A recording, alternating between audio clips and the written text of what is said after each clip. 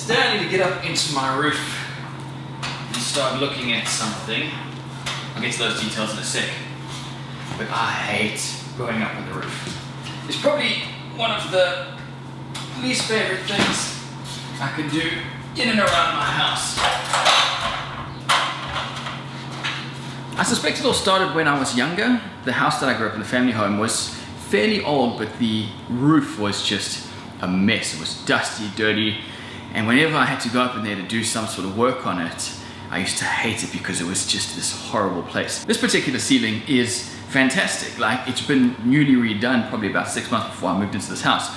So it's spick and span in there. But still, like, the thought of going up there just creeps me out because you don't know what's gonna be in there.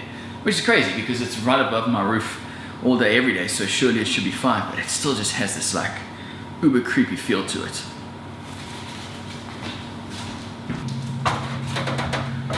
Actually, before I get up there, let me quickly explain what's going on and why I need to be up here. So this is my amazing bathroom, and I'll start off by showing you some of the main features.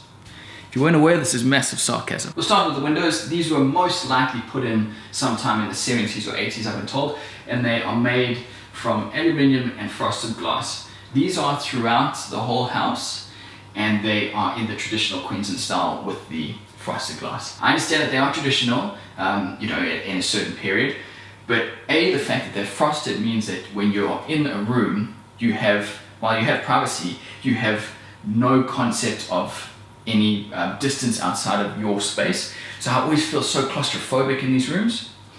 And the other problem is they're made of this aluminium, which just makes them feel horribly commercial. They are not warm and inviting.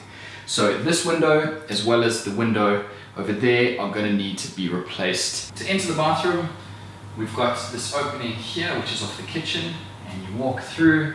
You then have this old door, which looks like it was an addition at some point, and then this is the door to the bathroom. Now what you might notice is the height of the toilet door is lower than the bathroom door. The bathroom door as it is not legal height.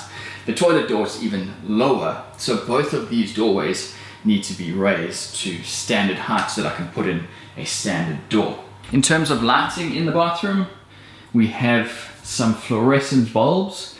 There's one over here, and in the toilet there's just a bulb on the side of the wall. So really I need to get the lighting put up onto the ceiling, and that's what I'm having a look at today. The vanity is most likely not original to the house, but it is pretty old and it's extremely dated, and no one likes yellow vanity tops. The shower as it is one of these fiberglass sort of tubs that you fit against the wall, and all the waterproofing is done. That's going to be coming out, and along this wall is going to be a bath with a shower combo. The floors are some old tacky vinyl, so this is all going to get tiled over. And then in the toilet, we've got this very old and now dated style of toilet where the cistern is separate from the bowl. We've also got this questionably kitsch toilet seat. So this whole room is going to need to be gutted. There's that light that I was telling you about, so this height of this door needs to come up, and then that light needs to get put into the ceiling. So in terms of what actually has to happen in here, there's not really that much. The vanity is going to get replaced, the floor is going to get tiled, the shower is going to get pulled out for a bath, and the walls are going to be tiled in certain areas. That's not really a lot of work to do. I'm going to do as much as I can. The plumbing needs to be done by a plumber, the electrics need to be done by an electrician. But for the most part, I should be able to knock this out pretty quickly. I've done tiling before, so that should be pretty straightforward. But replacing the shower for a bath and replacing the vanity is completely new to me, so there may be one or two issues in that. The main consideration here, and I've had this on my mind the whole time, and I remember it to a lesser degree in my old place in Adelaide, is that this is my only shower and that is my only toilet. So while the shower is getting replaced, there needs to be some kind of a contingency plan.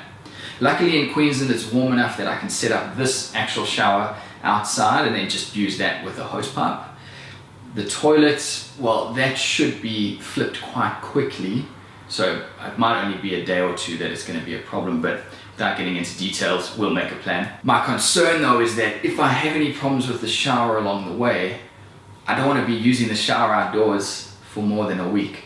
So at this stage I'm doing a lot of planning to make sure that I get all of my ducks in a row before I get started, pull this out, and then it's go time. Okay, so that's the bathroom renovation, which is going to be coming up over the next few months. Let's head up to the roof.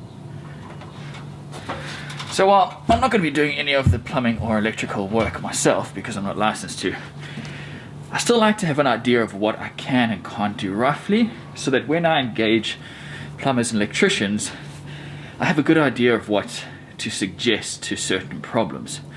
A lot of them come in with their usual and known techniques, but if you have an understanding of what's going on, you can sort of make suggestions. Okay.